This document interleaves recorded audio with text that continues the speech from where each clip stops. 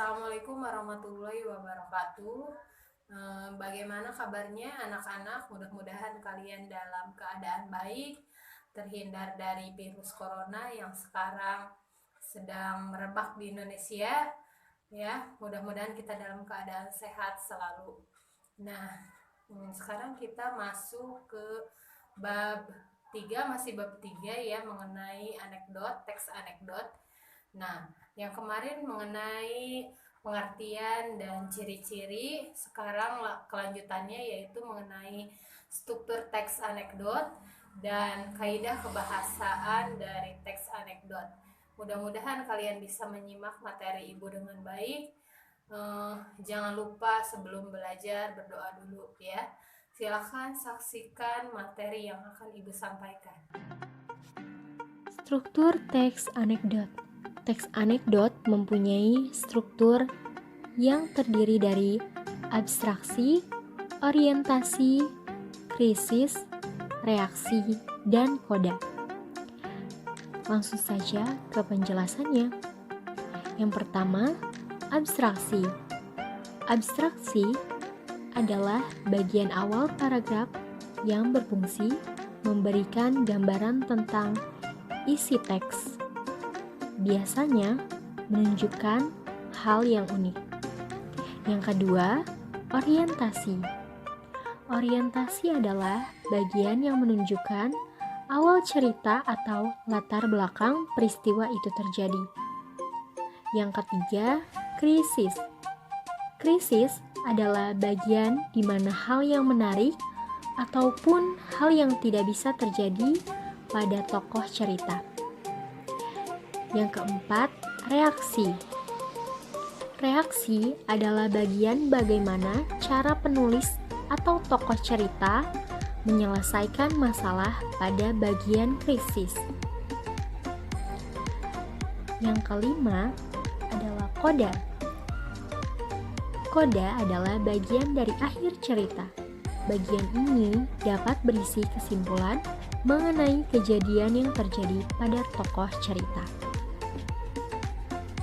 Langsung saja ke pembahasan yang kedua, yaitu kebahasaan teks anekdot. Teks anekdot juga memiliki kaidah kebahasaan tersendiri, berbeda dari teks lainnya. Kaidah kebahasaan dalam teks anekdot antara lain sebagai berikut. Yang pertama, menggunakan kata keterangan waktu lampau. Misalnya, saya tidak bisa tidur semalaman. Yang kedua, menggunakan kata penghubung. Kata penghubung adalah kata yang menghubungkan kata dengan kata dalam sebuah kalimat atau menghubungkan kalimat dengan kalimat dalam sebuah paragraf. Contohnya, tetapi, melainkan, setelah, karena, maka. Yang ketiga, terdapat penggunaan kata kerja. Penggunaan kata kerja itu ada 4. Yang pertama, kata kerja dasar, yaitu kata kerja yang belum mendapat imbuhan, misalnya makan, minum, kerja, dan lain-lain.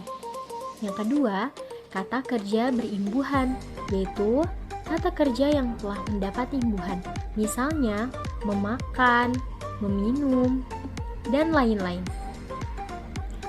Yang ketiga, kata kerja aktif, yaitu kata kerja yang memberikan suatu tindakan kepada objektif, misalnya menyiram, membungkus, melempar, dan lain-lain.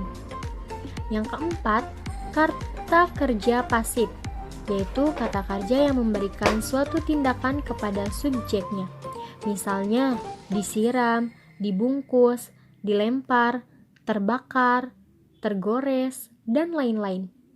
Dan yang keempat yaitu urutan peristiwa berdasarkan waktu. Dan yang kelima, menggunakan jenis pertanyaan retorik. Pertanyaan retorik adalah kalimat tanya yang tidak menghendaki jawaban atau tidak mengharuskan adanya jawaban. Kalimat tanya retorik biasanya mengarah pada bentuk pernyataan memberi semangat, kritik, ataupun gagasan. Baik, tadi kalian kalian sudah menyaksikan materi dari Ibu, sekarang silakan saksikan soal yang akan Ibu berikan. Jangan lupa kirim via Japri atau WA ya.